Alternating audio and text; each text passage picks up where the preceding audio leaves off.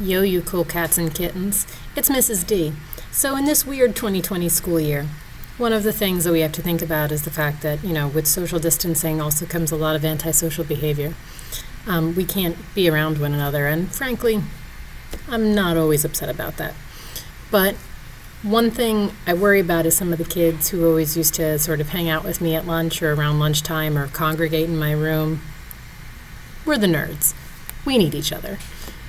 We're outnumbered. So in the hopes that maybe if you were bored or if you were missing people or if you just sort of ran out of your own things to talk about or think about, I thought I would put out Lunchtime with Mrs. D. I'm here for you. I don't really quite know what it's going to look like, but I thought just different nerdy topics, predominantly centering around like our usual Marvel comic and MCU conversations, would be sort of the best thing we could do with our time. We can keep it fairly short. I can make sure that you have access to these videos, and it might take the sting away from both not having lunch and from the extreme unlikelihood that we revive Monmouth Regional's Comic Mon. I was looking forward to getting that back in business, but oh well. So for today's first video of Lunchtime with Mrs. D, I thought we would take a moment to talk Black Panther. It's so appropriate for so many reasons, but we lost Chadwick. We lost Chadwick. He is not the oldest actor in the MCU. He's like mid-range, 43 years old. Are you kidding me? It was always young sounding to me, someone in their 40s dying, and now that I'm 10 years younger than him, I'm really not okay with it. It's that he's young, and he also was so dignified. Everyone is just reporting on the fact that he was so quiet and just chin up and let's do the work. We're here to work, so let's do the work. And never brought it up, never made it a thing, and then just couldn't beat it. There's a lot to be said for that kind of personality, that he valued what he was doing. He saw importance in what he was contributing, that he approached everything as something significant and important. He understood who he was to people, in particular to kids. There were several interviews where he talked about understanding the importance of being Black Panther to students, to kids. That he did a lot of work with kids who were sick as well, which I think, knowing that he's been pretty much going through cancer the entire time he was Black Panther, whoa, it's extra special. But for good, for bad, for ugly, he's gone. I don't think any good can come of it, frankly. I mean, what are they going to do? Not only was he a spectacular actor outside of the role, but he was perfect in the role. And the role had sort of just gained a lot of traction. Black Panther began in Civil War, Captain America Civil War, which is part of the Russo franchise. So when you look at MCU movies, all of the Captain Americas have been done by the Russo brothers and their writing team. And they're the same directing and writing team that did Infinity War and Endgame. And those are the things that we saw Black Panther in Civil War, and then he had his own standalone, and then Infinity War and Endgame. And pitch perfect in all of them, really. Aside from the personal tragedy of losing a good actor, this is a blow. The reason Black Panther was as big as it was not just because Ryan Coogler did, an amazing job with the direction. It was not just because the writing was really solid. It was not just because the cast was really solid. But also because people had never really been given a black superhero like that. We'd been given black anti-heroes, we'd been given black sidekicks, but to have a pure hero, superhero, was really special. It was long overdue. Anthony Mackie, who plays Sam Wilson, who is the Falcon in MCU, has said that even on other MCU projects, and the MCU is doing a fairly midweight job of keeping itself into representation, Anthony Mackie said, I can look around and see nothing but a sea of white faces staring back at me, like behind the scenes. And in Black Panther, they did a very kind of upfront job keeping it as kind of centered around the Black community as possible.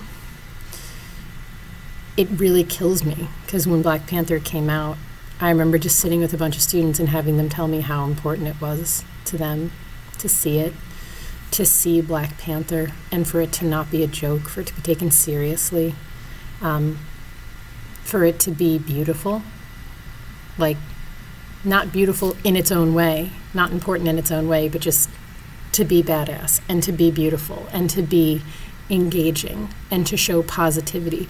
And even the message that the movie itself communicated, which was if you were sort of this Afrofuturistic Wakandan nation, and you were able to help those around you and you didn't, you were a huge part of the problem. And for it to end with the Oakland Outreach Program, where they were like, we're going to go to America and we're going to go to like ghettos and we're going to make it so that these kids who live in these places see a spaceship and know that they could build it, is really important. I suppose it's not technically a spaceship, but it has invisibility power. So I'm going to kind of say it's on par with a spaceship. Anyway, to play the aspect of argument, when we're thinking about what this does for the MCU, is it going to lead to a killing of T'Challa on screen? We don't know what kind of filming they've done, like in the past, that they have to pull from. We know from Star Wars, and we have taken very little away from modern Star Wars movies. The last few of them have been garbage. But we do know that with relatively minor scenes filmed in back of you and with a couple of people and some graphics, Princess Leia can ride again. And if Princess Leia can ride again, maybe T'Challa can. But maybe it's not right to do that. And there's a fine line between, like, Princess Leia wasn't exactly the lead in those movies. Certainly had a bigger part than I would have imagined a dead woman having. But she wasn't, like, the star of the film. Whereas Black Panther 2, he's gonna have a lot of screen time. I don't know if we're prepared for a world where we do a fully CGI rendition of a dead actor. I think the technology is probably very close to being there. They probably could. Although I would imagine that in this kind of budgeting scope of MCU, not that I think Disney's crying for money right now, although it's probably having a harder year than it's had for many years because it hasn't been able to release anything in the theaters, really. At least not in most of the U.S. market, which is a huge market, especially this Northeast bracket. If you can't drop a movie in New York and New Jersey, I mean, we're carrying huge portions of viewership. We're just densely populated. We have a lot of disposable income. Anyway, if Disney, was putting out who among their little Marvel babies are the more expensive ones to film, I would imagine that Wakanda's really high on the list. There's a lot of graphics that go into just building Wakanda. So if you're in the nation and that's what your backdrop is, I mean, the idea is they're so technologically advanced. Any time that you have to add in, like, essentially some of like the vibranium hovercraft, Suri's lab, all of that is really expensive to film. The costuming and stuff is pretty. I don't know that cost-wise it's so much worse than something like Thor, which has a lot of capes and other rich fabrics. It's very metallic, certainly a lot of suiting. I would imagine that more the background of Wakanda is the expense part. Things that are vintage are also really expensive, which is why we haven't seen Agent Carter get brought back. But like, all right, Black Panther 2, where's the money going? If it's already really expensive to make Black Panther 2, I don't know, even if, say, everyone was like okay with it, that we decide to plunk a bunch of money into making digital Chadwick Boseman, which would mean that we'd have to recast. I would imagine that all of the current scripting for it would probably involve Black Panther being a central character. I don't know that we kill him off screen. I don't know that we kill him on screen. I don't know that we have anything to work from for that. I know that when Ryan Coogler put out a statement about Chadwick, he said that he is still writing Black Panther 2, and that he was writing things for the purpose of like giving it to Chadwick and then didn't know he was sick and dying and now has all these words that'll never get spoken by the actor he intended them for. I found that really, really heartbreaking. Because can you imagine like knowing the synergy of your actor and being like, this is how he's going to say it, and then just it doesn't ever happen. So I don't think any pre-filming at all for Black Panther occurred. So we have nothing, unless they have leftover from the first one, or unless they have leftover from Infinity War and Endgame. Who knows, they might. You could recast, which I think is probably the most likely option. I think they'll recast. It sucks. It's going to make it really probably difficult for the actor walking into it because he's walking into really beloved shoes. But I imagine that's probably the most likely explanation.